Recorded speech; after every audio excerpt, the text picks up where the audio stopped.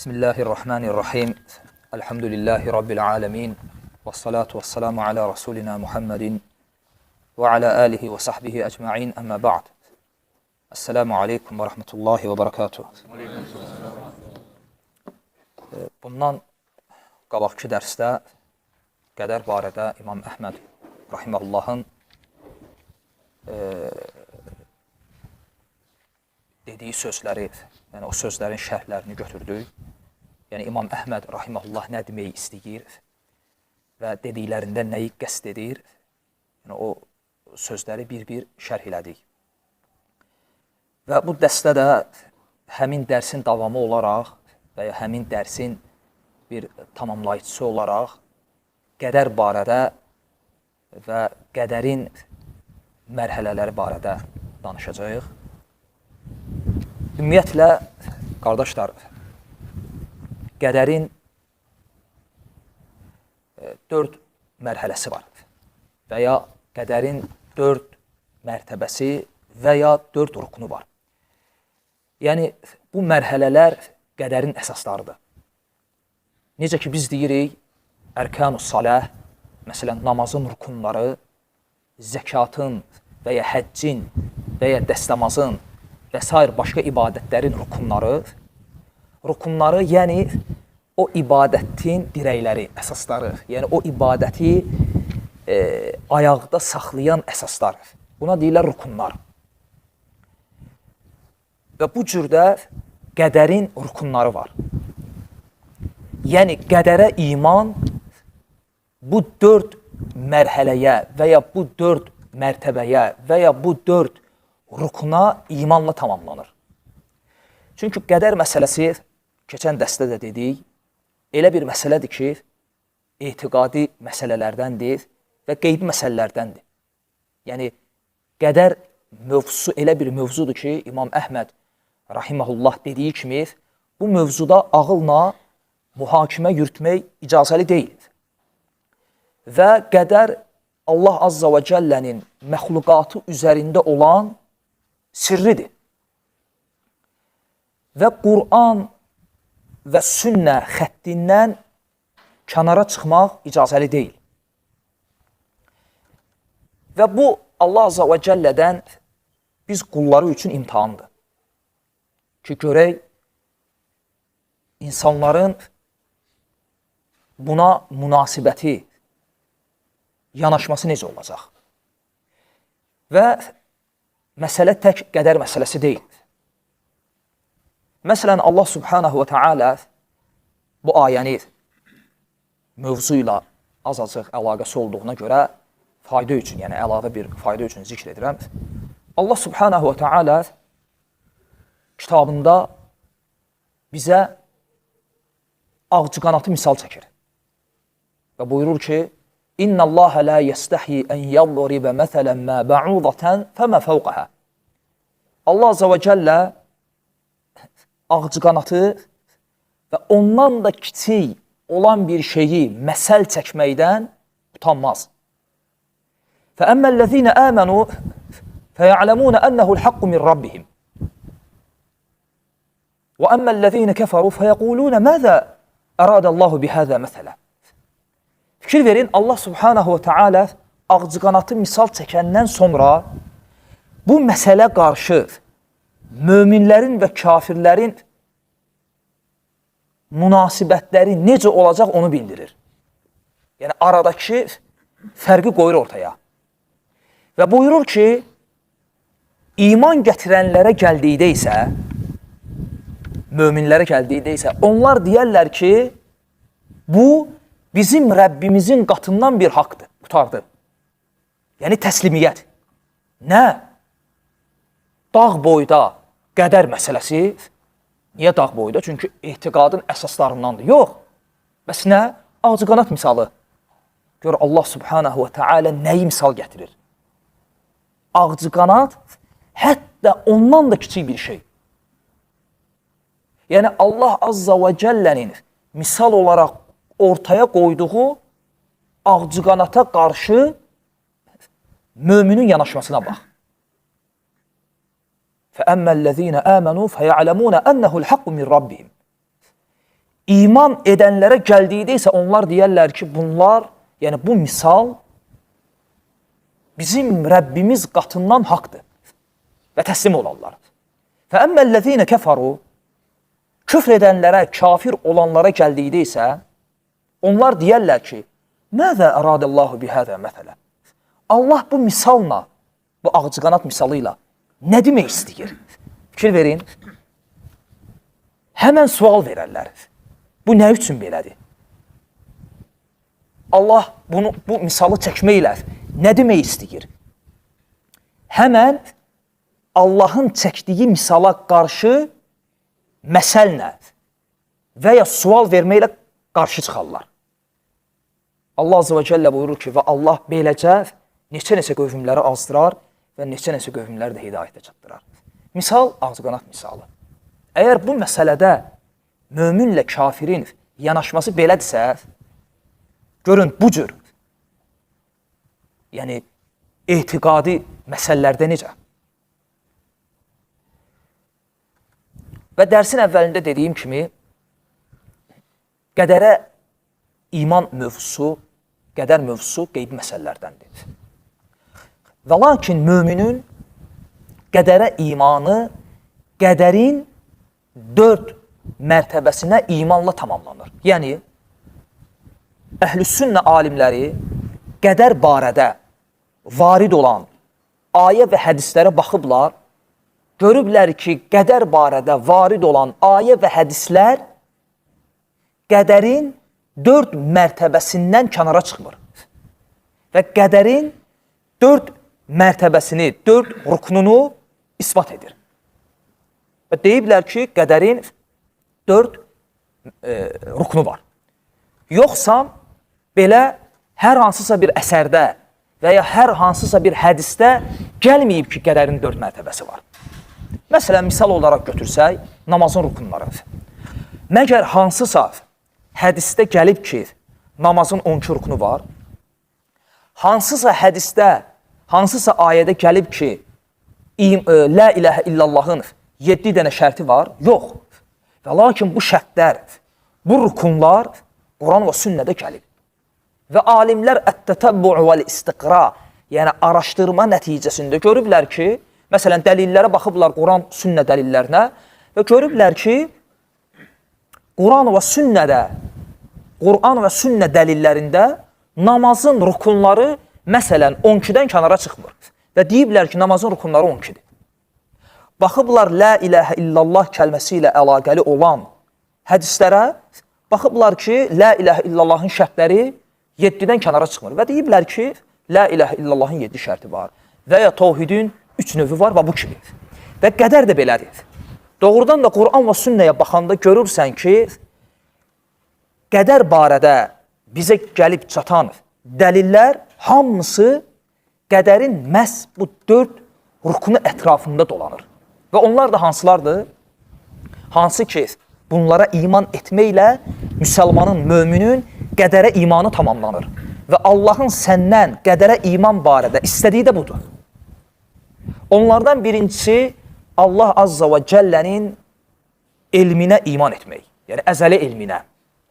Yəni etiqad etmək ki, Allah Azza və Cəllə varlıq aləmini, bu kainatı və məxluqatı yaratmamışdan öncə var olacaq hər şeyi bilirdi. Yəni Allahın əzəli elminə iman. Və ikinci mərhələ bütün bunların, yəni məxluqat barədə olan, hansı ki Allah Azza və Cəllənin əzəli elmi, bütün bunların əzəli təqdirdə yazılması və üçüncü mərhələdə olan hər şeyin Allahın istəyi ilə olması və dördüncüsü olan hər şeyin Allah Azza və Cəllənin yaratması ilə olması. Allahın elminə iman, yazıya iman, Allahın iradəsinə və Allahın yaratmasına iman.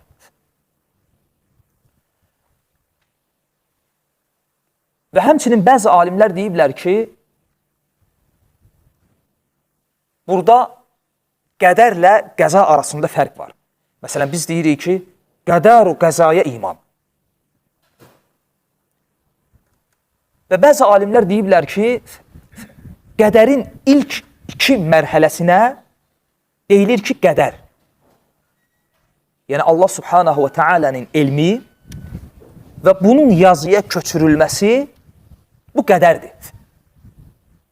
Amma o feil, o hadisə baş verəndə ki, bu Allahın istəyi və yaratması ilə baş verir, bu da qəzadır. Və bu cür ayrıblar qədər nə qəzanı. Və lakin belə ümumilikdə 4 mərtəbənin və ya 4 mərhələnin hamısına qədər deyilə bilər. Və bunların dəlillərinə gəldikdə isə birinci mərhələ olaraq nəyi dedik? Allah Azza və Cəllənin hər şeyi bilməsinə iman etmək. Bu qədərin birinci ruknudur. Və Allah Subhanahu və Teala buyurur ki, وَأَنَّ اللّٰهَ قَدْ أَحَاطَ بِكُلِّ شَيْءٍ عِلْمًا. Həqiqətən Allah Azza və Cəllə öz elmi ilə hər şeyi əhatə edib. Və təbii ki, bu barədə olan ayələr Quran və sünnədə sayılmayacaq qədər çoxdur. Və lakin bu ayə daha dəqiq, yəni bu mövzu ilə əlaqəli biraz təfsilatlı ayədir. Allah Subhanahu taala buyurur ki, وَأَنَّ اللّٰهَ قَدْ أَحَاطَ بِكُلِّ شَيْءٍ عِلْمًا. Həqiqətən Allah Azza və Cəllə hər şeyi əhatə edib. Nəyi ilə? Elmi ilə. Yəni bu ayə dəlildir ki, Allah Subhanahu və Teala'nın elminin əhatə eləmədiyi heç nə yoxdur. Və ya başqa bir deyimlə bu ayə dəlildir ki, varlıq aləmində elə bir zərrə yoxdur ki, Allahın elmindən kənarda olsun. Və bu qədərin birinci mərhələsidir. Vəğulat qədərlər, yəni qədəri inkar edənğulat qədərlər, hətta qədərin bu mərhələsini belə inkar ediblər. Çünki qədərlər, yəni qədəri inkar edənlər 2 növdür.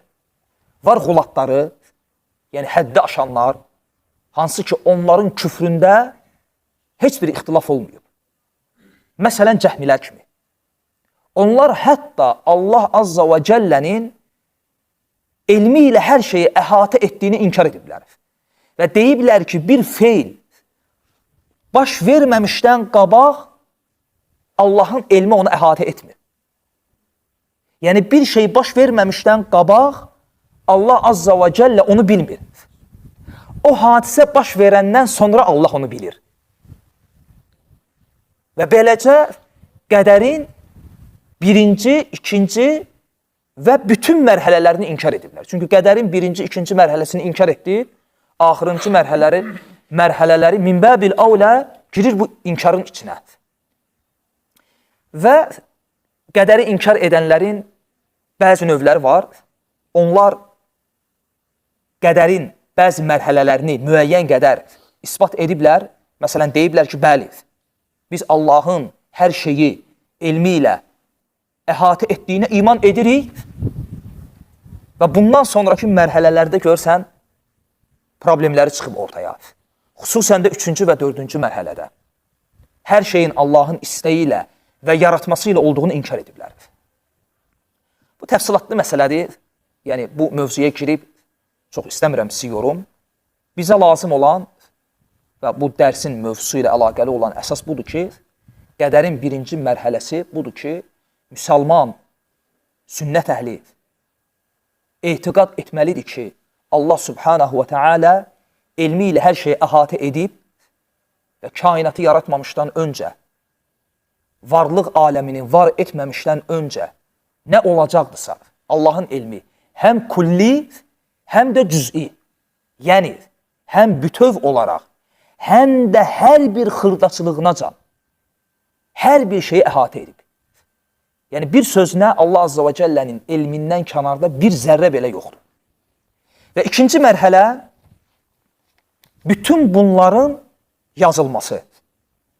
Yəni məxluqatın feilləri ilə əlaqəli, əcəli ilə əlaqəli. Məxluqatın Allah Azza və Cəllənin yaratdığı, istər mələk, istər cin, istər insan fərq etməz, varlıq aləminin qədəri ilə əlaqəli Allahın bildiyi bu şeylərin hamısının yazılması.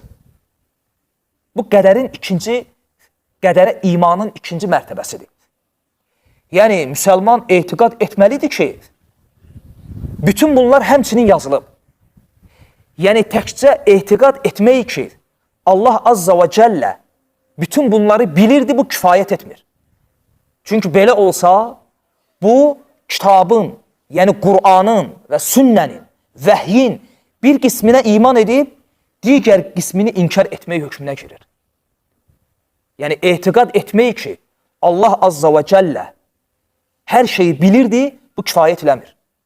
Həmçinin etiqad etməlisən ki, məxluqun qədəri ilə əlaqəli hər şey yazılıb. Aydındır? Və necə ki, Allah Azza və Cəllə öz kitabında buyurur, وَعِنْدَهُ مَفَاتِحُ الْغَيْبِ لَا يَعْلَمُهَا إِلَّا هُ. Qeybin açarları Allahın qatındadır. Və onu ondan başqa heç kim bilmir. وَيَعْلَمُ مَا فِي الْبَرِّ وَالْبَحْرِ. Quruda və suda olan hər şeyi bilir. Həmçinin burada nəyin isbatı var? Birinci mərhələnin isbatı var. Elmin. وَمَا تَسْقُطُ مِنْ وَرَقَةٍ إِلَّا يَعْلَمُهَا. Fikir verin. Onun elmi olmadan ağacdan bir yarpaq belə yerə düşməz. وَلَا حَبَّةٍ فِي ظُلِمَاتِ الْأَرْضِ وَلَا رَطْبٍ وَلَا يَابِسٍ İllə fi kitabin mubin. Yerin qaranlığında, zülmətində olan yaş, quru bir toxum belə, yəni elə bir şey yoxdur ki, fikir verin, Allah Subhanahu və Teala ən xırda bir şey misal çəkir. Yerin qaranlığında, zülmətində olan bir toxum və ya ağacdan düşən bir yarpaq. Elə bir şey yoxdur ki, illə fi kitabin mubin. Açıq, aydın bir kitabda olmasın. Açıq, aydın bir yazıda olmasın. Allah Subhanahu və Teala bu ayədə elmi isbat edəndən sonra nəyi qeyd etdi? Bütün bunların yazıda olmasını və buna iman etmək vacibdir. Və həmçinin bilmək lazımdır ki, bu ikinci mərhələ ki var, yəni bütün bunların yazılması, bu özü də mərhələlərə bölünür. Onlardan birincisi deyilir ki, ət-təqdirul əzəli, yəni əzəli təqdir. Allah Subhanahu və Teala'nın varlıq aləmini yaratmamışdan 50.000 il öncə bütün bunları yazıya keçirməsi. Və bu da yəni əzəli təqdir Peyğəmbər sallallahu aleyhi və səlləmin bu hədisində varid olub. Allah Rasulü buyurur ki, Kətəbəllah məqadirəl xəlaiq qablə ən yəxluqəs səməvati vəl-ard bi 50.000 sənə. Səhih Müslimdə gələn hədisdir. Allah Subhanahu və Teala göyləri və yeri yaratmamışdan 50.000 il öncə məxluqatın qədərini yazdı. Və Hədid surəsində Allah Azze və Cəllə buyurur ki, Mə əsabə min musibətin fil ard və lə fi ənfusikum illə fi kitabin min qabli ən nəbrəəhə. Yer üzərində baş verən hər hansı bir fəlakət və sizə üz verən elə bir müsibət yoxdur ki, biz onu var etməmişdən, yaratmamışdan qabaq o bir kitabda olmasın. Bu əzəli təqdirin dəllidir. Yəni Allah Subhanahu və Teala buyurur ki, elə bir şey baş verə bilməz ki, biz onu yaratmamışdan qabaq o kitabda yazılmasın. Yəni bu ayə dəlildir ki, bütün bunlar hamısı yazılıb, bunlar yaradılmamışdan qabaq. Həmçinin qeyd elədiyim hədis dəlildir ki, Allah subhanahu və teala məxluqatının qədərini yazıb, onları yaratmamışdan 50.000 il öncə. Və Allah Azza və Cəllənin ən birinci yaratdığı məxluq qələmdir yoxsa ərş? Allahın yaratdığı ən birinci məxluq ərşdir. Ərş qələmdən qabaq yaradılıb. Və lakin varlıq aləmində, yəni bu kainatda yaradılan ən birinci məxluq qələmdir. Çünki Allah subhanahu və teala qələmi yaradanda ərş var idi. Və Allahın ərşi suyun üzərində idi. Necə ki ayədə gəlir. Və arşuhu aləl mə. Allahın ərşi suyun üzərindədir. Allah Azza və Cəllə qələmi yaradanda qələmə əmr edir ki, yaz. Və qələm deyir ki, ey Rəbbim, nəyi yazım? Allah Azza və Cəllə vəhy edir ki, qiyamət gününəcən olacaq hər şeyi yaz. Və bu qədərin yazılması idi. Qələm varlıq aləmində, yəni bu kainatda Allah Azza və Cəllənin yaratdığı ilk məxluqdur. Göylərin, yerin yaradılışından qabaq qələm yaradılıb. Və qələmdən qabaq ərş var idi. Və bu qələm hansı qələmdir? Allah subhanahu və teala'nın bu ayədə zikr etdiyi qələm. Nun vəl qələmi və mə yəsturun. Həmin qələmdir. Nun, and olsun qələmə və onun yazdığına. Allah subhanahu və teala həmin qələmə və onun yazdığı qədərə and içir. Bu həmin qələmdir. Necə ki İbn Abbasın tələbəsi Mücahid rahiməhullahın təfsirində gəlir.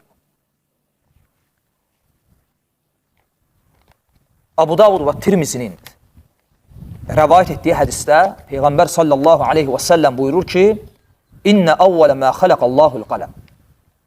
Allahın yaratdığı ilk şey qələmdir. Və bu hədisə görə bəzi alimlər deyiblər ki, qələm ərşdən qabaq yaradılıb. Bu hədisə görə. İnnə əvvələ mə xələqəllahul qələm. Allahın ilk yaratdığı şey qələm idi. Və lakin başqa hədislərə nəzər yetirəndə görürük ki, burada qəsd, məqsəd, yəni bu kainatda yaradılan ilk şey qələmdir.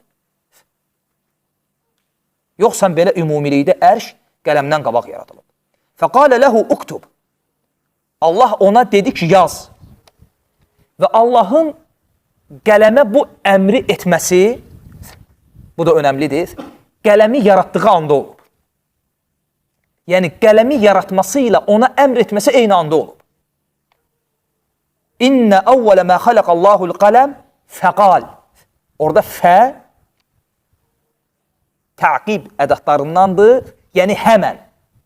Yəni Allahın ilk yaratdığı şey qələm idi və qələmi yaradandan sonra həmən ona, yəni qələmi yaratmasıyla ona yazmağı əmr etməsi eyni andadır. Qələmi yaratmasıyla həmən ona əmr edir ki, yaz. Fəqal, qələm dedi, Rabbi və məzə əktub. Ey Rəbbim, nə yazım? Qal, uktub məqadirə kulli şeyin həttə təqumə sə'a. Qiyamət günü gələnəcən hər şeyin qədərini yaz. Və həmçinin başqa bir əsərdə, bu da İbn Abbas radiyallahu anhunun sözüdür və İbn Abbasın sözü olsa da hökmü mərfu hökmündədir. Yəni bəzi əsərlər var, o sözlər sahabənin sözü olsa da mərfu hökmündədir. Yəni Peyğəmbər sallallahu aleyhi və səlləmin sözü hökmündədir. Məsələn, qeybi məsələlər kimi. Məsələn, sahabə deyir ki, filan şeylər qiyamətin əlamətlərindəndir.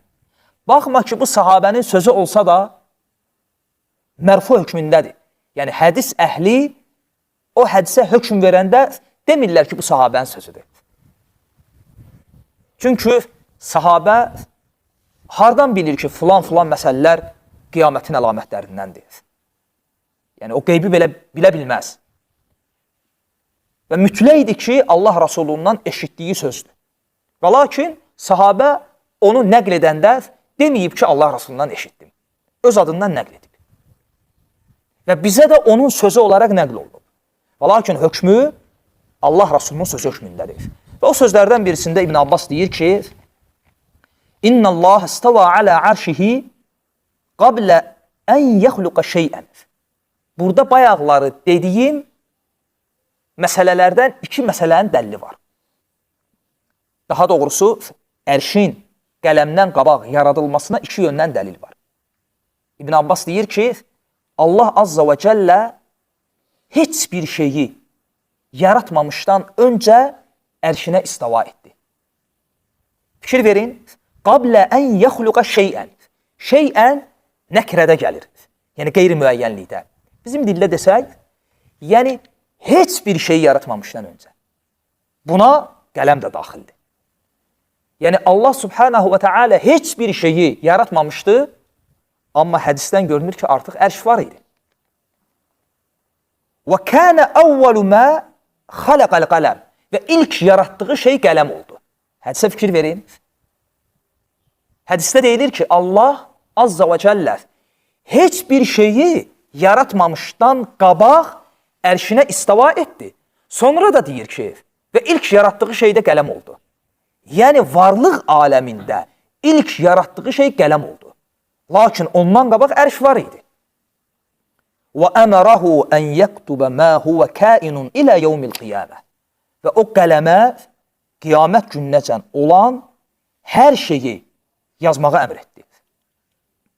Və həmçinin bu qələm o qələmdir ki, Allah Subhanahu və Teala bir neçə şeyi öz əli ilə yaradıb, onlardan birisi də budur. Allah Subhanahu Teala Adəmi öz əli ilə yaradıb. Allah Subhanahu və Teala Adin cənnətini öz əli ilə yaradıb. Həmçinin Allah Subhanahu və Teala qələmi öz əli ilə yaradıb. Həmçinin ərşi. Və ondan sonraki məxluqlara ol deyib və olub. Və qələm o məxluqlardandır ki, Allah Subhanahu və Teala onu öz əli ilə yaradıb. Və biz bildik qələm barədə. Az çox məlumat bildik. Və bildik ki, qələm o qələmdir ki, Allah Subhanahu və Teala öz kitabında ona and içir. Nun vəl qələmu və mə yəsturun. And olsun qələmə və onun yazdığına. Bəs qələm bu məxluqatın qədərini harada yazmışdı? Lövh-ü məhfuzda. Bu lövh-ü məhfuz, o lövh-ü məhfuzdur ki, Allah Subhanahu və Teala bu ayədə onu zikr edir. Bəl huvə Qur'anun məcid. Həqiqətən bu şanlı Qur'andır. Fi lövh-i məhfuz. Və o, qorunmuş bir kitabdadır. Və o əzəli təqdir ki var, əzəli yazı, Allah Subhanahu və Teala kainatı yaratmamışdan 50 min il öncə məxluqatın qədərini yazması, bu qədər lövh-ü məhfuzda yazılıb. Və lövh-ü məhfuz barədə, təbii ki, lövh-ü məhfuz, həmçinin qələm, bütün bunlar qeyb məsələlərdir. Və qeyb məsələlərdə bizdə qayda var ki, Qur'an və sünnə xəttindən kənara çıxmaq olmaz. Bu barədə isbat və ya inkar yönündə bizə səhih sənədlərlə nə gəlib çatıbsa, biz ona isbat edirik, əksi barəsində isə susuruq. Və lövh-ü məhfuz barədə bizə gəlib çatan nədir? Birincisi, biz bilirik ki, bu kitabdır. Hansı ki, qələmin qədəri içində yazdığı kitab. Həmçinin bilirik ki, bu kitabın vəsiflərindən birisi nədir? Əl-Məhfuz, yəni qorunmuş kitab. Nədən qorunmuş? Nədən hifz olunmuş? İki şeydəndir. Birincisi, dəyişkənlikdən, yəni bu kitaba yazılan heç bir şey dəyişmir. Yəni bu kitabın vəsiflərindən birisi nədir? Yəni hifz olunmuş kitab. Nədən hifz olunub? Nədən qorunub? Bütün dəyişkənlikdən. Yəni bu kitabda heç bir dəyişiklik ola bilməz. Və ikinci, nədən qorunub? Kiminsə bu kitabda olanlara vaqif olmasından. Yəni kimsə bu kitaba nəzər yetirə bilər, kimsə bu kitaba baxa bilər, bu kitabda olanlardan xəbər tuta bilər, yox. Bu kitab qorunub, bütün məxluqatın bu kitaba əlinin çatmasından. Bu iki mənada bu kitab nədir? Qorunmuş. Həmçinin bəzi əsərlərdə gəlib ki, nə üçün bu kitaba məhfuz deyilib? Qeyd olunub ki, bu kitab, yəni lövh məhfuz, İsrafilin alnındadır. Alnındadır və onu görə bilmir. Özünün alnında olan mələkdən qorunub. Və deyilib ki, lövhul məhfuz. Lakin bu sənəd yönündən səhi olmadığına görə, yəni bunun üzərində etiqad qurulmaz. Həmçinin vəsiflərindən birisi budur ki, bu da İbn Abbasdan gəlib, radiyallahu anhumədən və hədisin, daha doğrusu əsərin sənədində ixtilaf var. Bəzi alimlər zəif görürlər və bəzi alimlər həsənləşdiriblər. Yəni, bəzi hədisçilər deyiblər ki, həmin əsər həsəndir və qəbul ediblər. Lakin əqidə kitablarında məşhur olan əsərdir. O da budur ki, İbn Abbas deyir, lövh-i məhfuz barədə, deyir ki, lövh-i məhfuzun yazısı nurdandır. Yəni, bu qələmin mürəkkəbi nurdur. Və həmin kitab da qırmızı yaqutdandır. Və bu əsərin sənədində alimlər ixtilaf ediblər. Bəziləri həsən görüblər və bəziləri zəif. Və bundan başqa bizim əlimizdə olan hər hansı bir səhih məlumat yoxdur. Və həmçinin bu yazının ikinci mərhələsi var. Birinci mərhələ hansı idi? Əzəli təqdir. Yəni, qədərin mərhələsi birinci elm, ikinci nə idi? Yazı. Bu yazı özü mərhələlərə bölünür. Yazının birinci mərhələsi əzəli yazı. Kainatı yaratmamışdan 50.000 il öncə lövh-i məhfuzda yazılanlar. Və ikinci mərhələsi ömürlük yazı. O da bundan qabaq ki, dərsdə qeyd elədiyimiz hansı hədisdir? Əs-Sadiqul Məsduq hədisi. Yəni, insan ana bətnində olanda mələk gəlir və 4 şeyi yazmaqla əmr olunur. Onun əcəli, ruzusu, əməli, xoşbəxt və ya bədbəxt olması. Mələk bunları yazmaqla əmr edilir. Və bu yazı həmin insanın ömürlük yazısıdır. Lövh-i məhfuzdan götürülmüş. Və bu yazının ikinci mərhələsidir. Və üçüncü mərhələ yazının illik yazı. Və bu da Qədir gecəsində olur. Və elə Qədir gecəsinin Qədir adlanmasına səbəblərdən birisi budur. Yəni, Leylətul Qadr, Qədir gecəsi, yəni qədərin yazıldığı gecə. Qədir gecəsinin mənalarından, iki mənadan birisidir. Yəni, ixtilaf olunmuş iki məna yox. Bir-birini tamamlayan iki məna. Çünki hər iki məna da səhihdir. Onlardan birisi, yəni qədir, qiyməti, əzəmətli olan gecə bizdə də deyirlər. Deyirlər, filan kitab qədir qiyməti əzəmətli olan kitabdır. Biz də deyirik bunu. Qədir qiymət. Və ona görə deyilib ki, Leylətul Qadr. Və ikinci mənası da o gecədə illik qədər yazıldığına görə deyilib ki, Leylətul Qadr. Yəni qədər gecəsi. Və necə ki, Allah Azza və Cəllə Duxan surəsində buyurur ki, İnnə ənzəlnəhu fi leylətin mübarəkə. Biz onu, yəni kitabı, Qur'anı mübarək bir gecədə nazil etdik. Fihə yufraqu kulli əmrin həkim əmran min indinə. Və o gecədə bizim dərgahımızdan bir əmir olaraq bütün işlər ayrılır. Və illik qədərin yazıldığı gecədir. İbn Abbasın radiyallahu anhumənin İbn Abbasdan rəvayət olunan əsərdə deyilir ki, Qədir gecəsində həmin il kim öləcək, kim doğulacaq və insanların ruhusu yazılar, həttəl hüccəc yuqal yəhüccü fulən, yəhüccü fulən. Hətta həmin il kimlər həcc edəcək, o belə yazılar. Və deyilər ki, bu il filan kəslər həcc edəcək və filan kəslər həcc edəcək. Yəni, illik qədərin yazıldığı gecədir.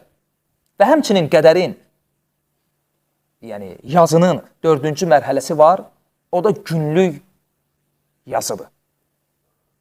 Və bu da bəzi əsərlərdə varid olub. Və bu, qardaşlar, qədərə imanın ümumən 2-ci mərhələsi oldu. O da nədir? Yazıya iman. Bu, bayaqlar dediyim kimi qədərdir. Yəni, olacaq, olmamışdan qabaqki mərhələlər. Olacaq, olmamışdan qabaqki mərhələlər. Yəni, o olacağın Allahın bilməsi və o olacağı Allah Azza və Cəllənin yazması. İndi o təqdir olunan olacaq, olur. Və o olan şey, bu 3-cüdür, qədərin 3-cü mərhələsidir, 3-cü ruknudur. O olacaq, olan hər şey Allah Azza və Cəllənin iradəsi ilə olması. Yəni, buna iman etmək qədərin 3-cü ruknudur. Və bunun da Qur'anda dəlilləri sayılamayacaq qədər çoxdur. Allah Subhanahu və Teala buyurur ki, وَلَوْ شَاءَ اللّٰهُ مَقْتَتَلُوا وَلَكِنَّ اللّٰهَ يَفْعَلُ مَا يُرِيدُ. Əgər Allah istəsəydi, onlar bir-birləri ilə savaşmazdılar.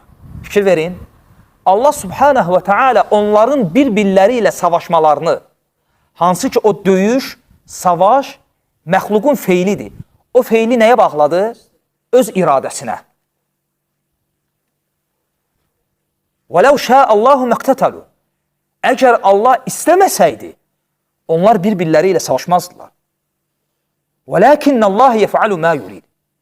Və lakin Allah istədiyini edir. Deməli, olan hər şey kimin istəyini olur? Allah Azza və Cəllənin.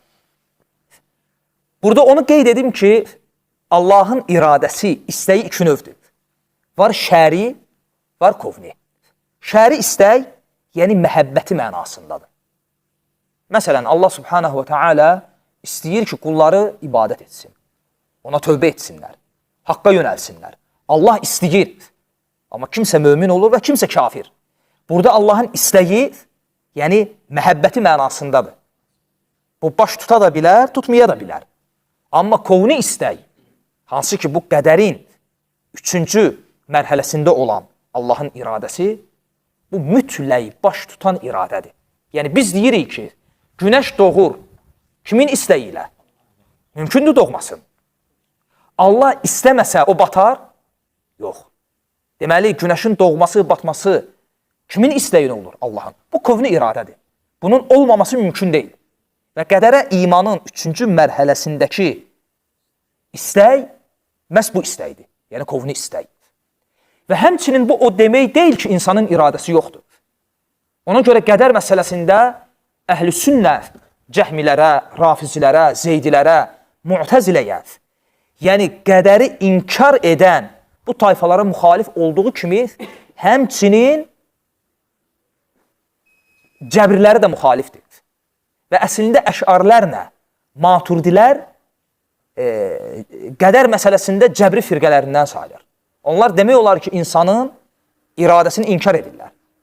Və lakin əhl-i sünnə vəl-cəmaə insanın iradəsini isbat edir və lakin deyir ki, insanın iradəsi Allah Azza və Cəllənin iradəsinə bağlıdır. Yəni, insan bir feil edəndə öz istəyi ilə edir.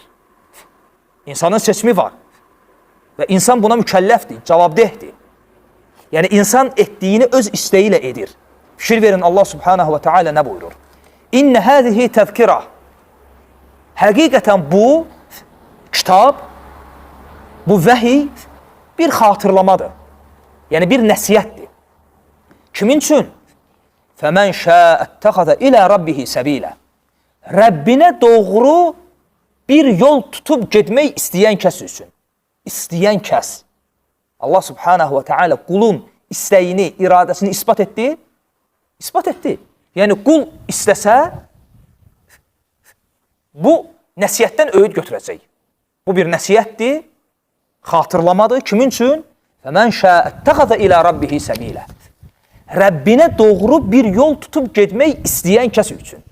Allah subhanahu ve teala məxluqun istəyini, iradəsini ispat etdi və sonra buyurur ki, وَمَا تَشَاءُونَ إِلَّا أَنْ يَشَاءَ اللّٰهِ Və onlar Allah istəmədikcə heç nə istəyə bilməzlər.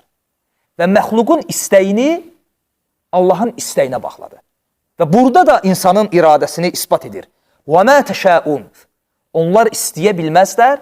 Deməli, insanın iradəsi var. İllə ən yeşə Allah. Allah istəmədikcə. Deməli, insanın iradəsi kimin iradəsinə bağlıdır? Allah azə və kəllənin. İnnə Allahə kənə alimən həkimə. Həqiqətən də Allah elm və hikmət sahibidir. Yəni, bütün bunların olması Allah subhanahu və teala'nın elminə və hikmətinə bağlıdır.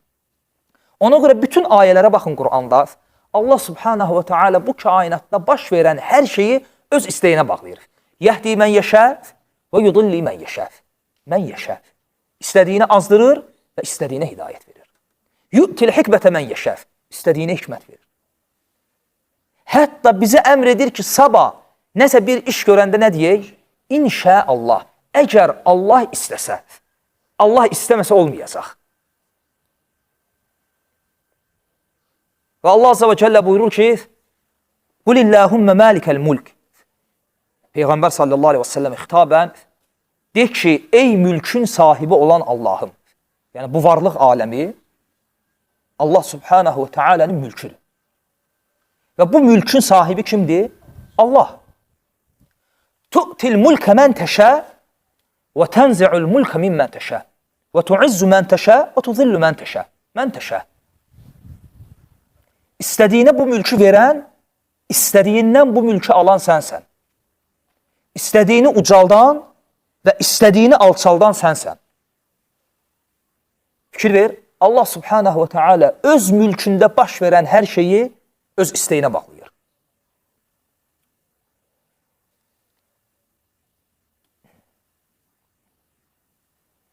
Və ona görə Peyğəmbər sallallahu aleyhi və səlləm bir hədisdə buyurur ki, deməyin ki, Allah və filankəs istəsə.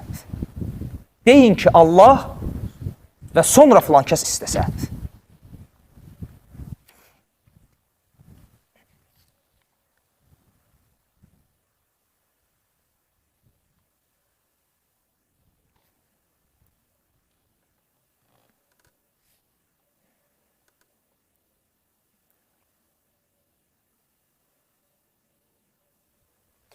Və həmçinin qədərə imanın 4-cü mərhələsi, o da var olan hər şeyin Allah subhanahu və teala'nın yaratması ilə olması. Yəni, olan hər şey, baş verən hər şey və insanın əməlləri, feilləri Allah azza və cəllənin istəyi ilə olur. Və həmçinin olan hər şey Allah subhanahu və teala'nın yaratması ilə olur. Çünki Allah azza və cəllə buyurur ki, Allah xaliqu kulli şey. O Allah hər şeyin yaradanıdır. Yəni bu nə deməkdir? Əgər kimsə desə ki,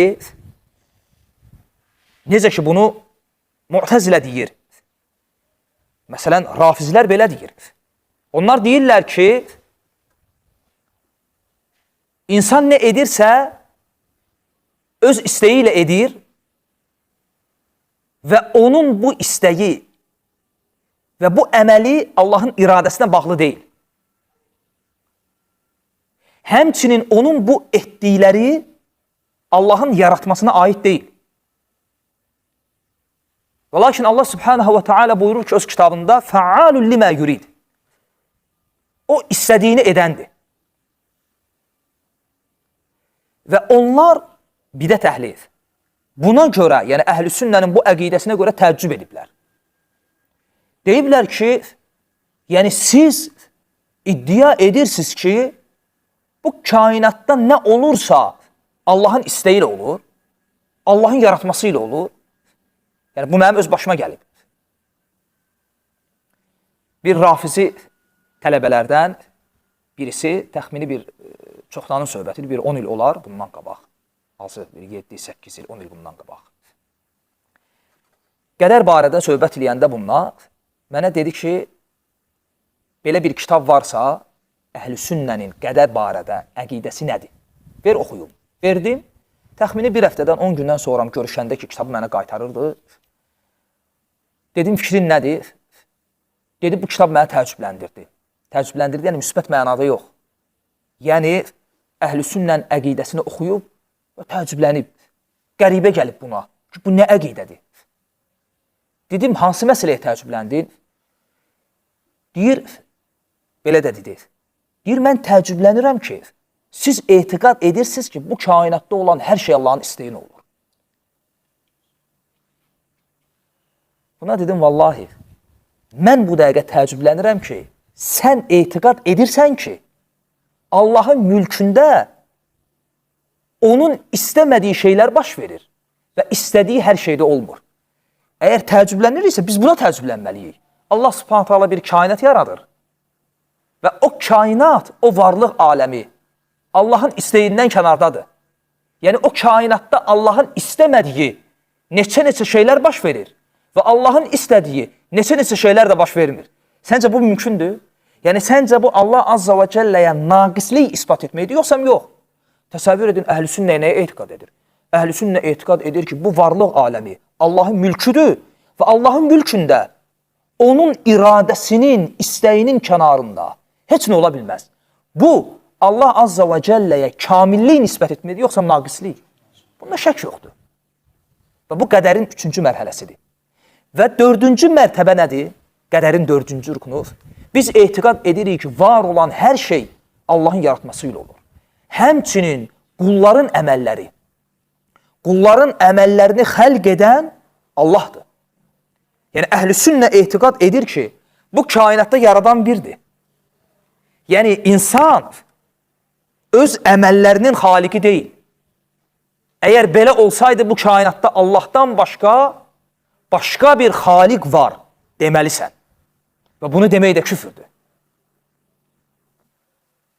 Və buna, yəni bu məsələni başa düşmək üçün bir misal deyim. Və təbii ki, bu misal nisbidir.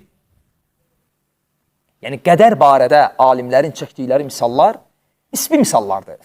O məsələni başa düşmək üçün və ya fəhmi biraz asanlaşdırmaq üçün çəkilən misallardır. Deməli, insanın hər bir hərəkəti, hər bir feili iki şeylə baş verir. Yəni, elə bir feil yoxdur ki, iki şeydən biri olmasa baş versin. Onlar nələrdir? Bir insanın iradəsi, istəyi, bir də qüdrəti. Yəni, məsələn, danışmaq feilini götürsək. İnsan danışan, istəməsə danışa bilər, istəmirəm, danışmıram. Bəs danışmağa qüdrəti olmasa danışa bilər, yəni istəyir danışsın, amma laldır. Hər bir feil belədir. İnsan əlini qaldırır, iki şeylə baş verir. Bir, onun istəyi ilə, çünki istəməsə qaldırmır. Bir də ona gücünün çatmasıyla. Ola bilsin, istəyir, amma gücü çatmır. Deməli, insanın bütün feilləri bu iki şeylə baş verir. Yəni, feilin əsası bu iki şeydir. Qardaşlar, insanda o iradəni, o feilin əmələ gəlməsi üçün o istəyi, iradəni və o qüdrəti xəlq edən, və başqa deyimlə desək, insana o istəyi, o qüdrəti verən kimdir? Deməli, insanın o feilini yaradan kimdir? Aydındır. Ona görə Allah Subhanahu və Teala buyurur ki, Vallahu xalaqakum və mə təfəalun və mə tə'malun.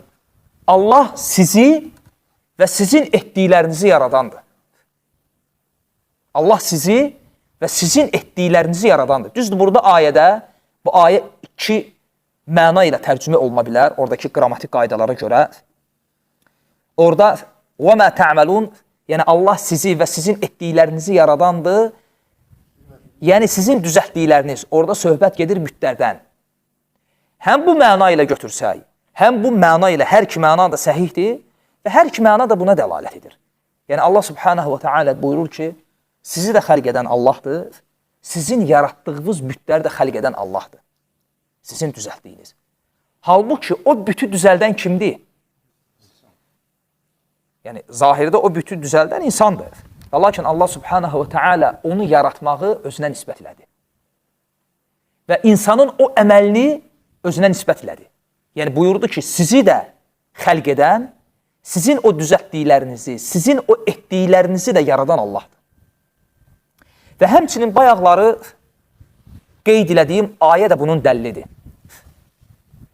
Allah subhanahu ta'ala buyurur ki, Mə əsabə min musibətin fil ardı və lə fi ənfusikum illə fi kitabin min qabli ən nəbrəəhə. Yer üzərində elə bir müsibət, yəni yer üzərində baş verən elə bir müsibət, sizin başınıza gələn elə bir müsibət yoxdur ki, biz onu yaratmamışdan öncə o kitabda olmasın. Allah subhanahu ta'ala nə dedi? Biz onu yaratmamışdan öncə. Yer üzərində elə bir müsibət, sizin başınıza gələn elə bir fəlakət yoxdur ki, biz onu yaratmamışdan öncə. Deməli, insanın başına gələn hər şeyi yaradan kimdir? Allah azza və cəllə. Aydın oldu, qardaşlar. Bu qədərin 4 rüknudur və buna imanla qədərə iman tamamlanır. Yəni, müsəlman iman etməlidir ki, Allah azza və cəllənin elmi hər şeyi əhatə edib və bu əzəli təqdirdə yazılıb və olan hər şey Allahın istəyi ilə və qüdrəti ilə olur. Deməli, bu varlıq aləmində elə bir zərrə yoxdur ki, baxın, bu varlıq aləmində elə bir zərrə yoxdur ki, Allahın elmindən, qüdrətindən, Allahın iradəsindən və Allahın yaratmasından kənarda olsun. Deməli, var olan hər şey Allah azza və cəllənin elmi, istəyi, qüdrəti və yaratması içərisindədir. Aydın oldu? Və bütün bunları biləndən sonra, və bununla da dərsi tamamlayıram, kiminsə qədəri hüccət olaraq dəlil gətirməsi icazəli deyə yox. Kimsə deyə bilər ki, bir insan asilik edir və deyir ki, Allah istəməsəydi və ya bu mənim qədərimdə yazılmasaydı, mən bunu etməzdim. Birincisi, bunu bilmək lazımdır ki,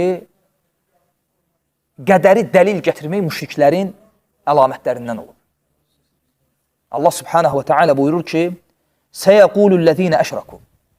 Allaha şərik qoşanlar deyəcəklər. Ləv şəəllah mə əşraknə və lə əbəunə. Əgər Allah istəməsəydi, biz və bizim atalarımız ona şərik qoşmazdıq. Əgər Allah istəməsəydi. Bunu kimlər deyəcək? Səyəqulullezine əşraku. Allaha şərik qoşarlar. Allah subhanahu wa ta'ala bu ayədə bildirir ki, qədəri dəlil gətirmək bu müşriklərin vəsifləri olub. Həm də fikir verin, qədəri dəlil gətirən nədənsə salih əməllərdə və öz uğurlarında heç vaxt qədəri dəlil gətirməz. Əksinə asiliklərdə qədəri dəlil gətirir. Ömər ibn Xattabın zamanında biri olur, oğurluq üstündə bunu tuturlar. Və qazı hökm verir ki, bunun əli kəsilməlidir. Və bu da qədəri dəlil gətirir. Deyir ki, ey möminlərin əmiri, bu əl Allahın qədəri ilə oğurluq elədi. Ömər ibn Xattab da deyir ki, bu dildə Allahın qədəri ilə ona hökm verdi ki, bunun əli kəsilməlidir. Yəni, heç də dəyişmir. Ona görə Ömər ibn Xattab radiyallahu anhunun xilafəti zamanında fəth üçün ordu çıxanda eşidirlər ki, gələn kərvanlardan xəbər çatır ki, onların gedəcəyi yerdə vəba, taun xəstəliyi yayılıb. Və orduda olan sahabələrdən birisi Peyğəmbər sallallahu aleyhi və səlləmdən eşitdiyi hədisi nəql edir orada. Allah Rasulü buyurur ki, bir yerdə taun xəstəliyi olsa, ora getməyin. Sizin olduğunuz yerdə olsa, oradan çıxmayın. Yəni, yayılmasın deyə. Və Ömər ibn Xattab əmr edir ki, ordu qayıtsın. Getmirlər. Və orada olanlardan birisi deyir ki, ey Ömər, məgər biz Allahın qədərindən qaçırıq? Yəni, o qədərimizdə varsa olacaq. Ömər ibn Xattab deyir ki, bəli, biz Allahın bir qədərindən qaçıb başqa qədərinə sığınırıq. Yəni, onsuz da olan hər şey Allahın qədərindədir. Qədəri dəlil gətirmək ona görə icazəli deyil ki, sən onsuz da nəyin olacağını bilmirsən. Biz haçan bilirik? Olandan sonra. Məsələn, biz bildik ki, bugünkü məclis bizim qədərimizdə var idi. Bu olandan sonra bunu bildik. Amma mən bilmirəm ki, mən gedib ünvana çata biləcəm ya yox. Çatandan sonra biləcəm ki, əgər çatacamsa deməli, mənim gedib ünvanıma çatmağım bu mənim qədərimdə var idi. Vəssalam. Həm də qədəri dəlil gətirmək nə üçün batildir? Adi bir misal deyim, yenə də deyirəm. Bu misal tam-tamına oturmur. Ümumiyyətlə, qədər barədə çəkilən bütün misallar nisbi misallardır. Yalnız və yalnız o məsələni azacıq fəhm etmək üçün və ya başa düşməyi asanlaşdırmaq üçün çəkilən misallardır. Yəni, misalları olduğu kimi götürməyib. Çünki onsuz da qədər Allah subhanahu və teala'nın elminə bağlı məxluqu üzərində sirridir. Və salam. Bundan o yana bizim keçə biləcəyimiz bir yer yoxdur. Bizə düşən bu barədə varid olan şeyləri ispat etməkdir. Dərsin əvvəlində ağcıqanad misalını verdim. Əgər bu məsələdə müminin mövqeyi bu cür olmalıdırsa, qədər kimi bu cür köklü əqidə əsasında necə? Və çəkmək istədiyim misal nədir? Məsələn, tutaq ki, müasir elmi əsaslarla bilinir ki, 2 gündən sonra, 3 gündən sonra buludların hərəkəti ilə, müəyyən şeylərlə filan yerdə yağış yağacaq. 2 gündən sonra yağış yağacaq. Və ya sabah yağış yağacaq. Lakin yağmayıb. Və bu qəzetlərdə yazılır. Yəni, bilindi müəyyən təcrübələrlə, elmi təcrübələrlə və bu yazıldı. Və sabah yağış yağdı. İndi sual, bu yağış o yazıldığına görə yağdı, yoxsa yağacaqdı deyənə o yazıldı. Çünki təcrübə ilə bilindi. Hansıdır? Aydındır? Baxmaq ki, yenə də deyirəm, bu misal nisbi olsa da, lakin məsələni fəhm etmək üçün, yəni azacıq faydadır. Həmçinin o qədəri dəlil gətirmək məsələsində icazəli olan yerlər var. O da nədir? Qədəri müsibət anında dəlil gətirmək icazəlidir. Və lakin asiliklərdə yox. Yəni, insanın başına gələn müsibətdə insan qədər dəlil gətirə bilər. İnsanın başına gələn müsibətdə, fitnədə, fəsadda insan qədəri dəlil gətirə bilər. Nə üçün? Çünki o məqam səbir məqamıdır. Və deyə bilər ki, bu mənim qədərimdədir və səbr edirəm.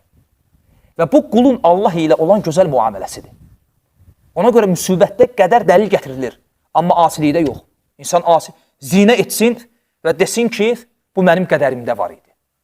Ona görə Allah subhanahu teala buyurur ki, Ğafir surəsində Fasbir, innə va'dallahi haqq və estəğfir li zənbik. Səbr et, həqiqətən Allahın vədi haqdır. Rasul sallallahu aleyhi və səlləmə xitabə.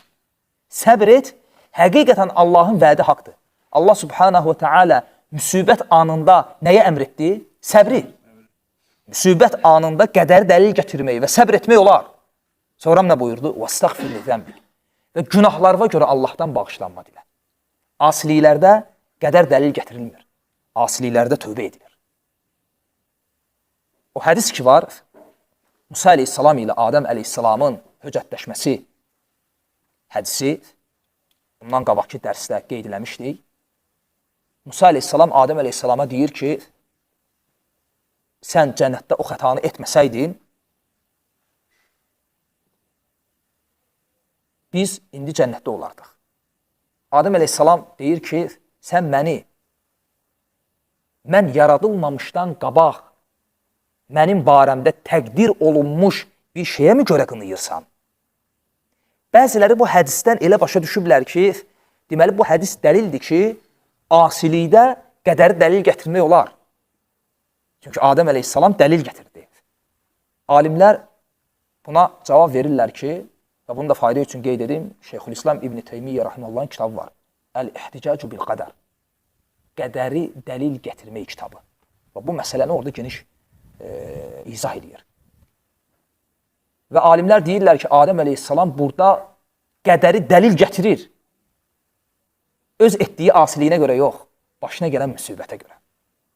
Çünki Adəm əleyhissalamın doğrudan da o xətasına görə cənnətdən çıxması bir müsibət idi, onun başına gələn. O müsibət üçün qədəri dəlil gətirir, asiliyinə görə yox. Nə üçün? Çünki onsuz da o tövbə etmişdi və Allah Azza və Cəllə onun tövbəsini qəbul etmişdi. O asilik ki, ona tövbə edilib və o asiliyə görə edilən tövbə Allah tərəfindən qəbul olunub.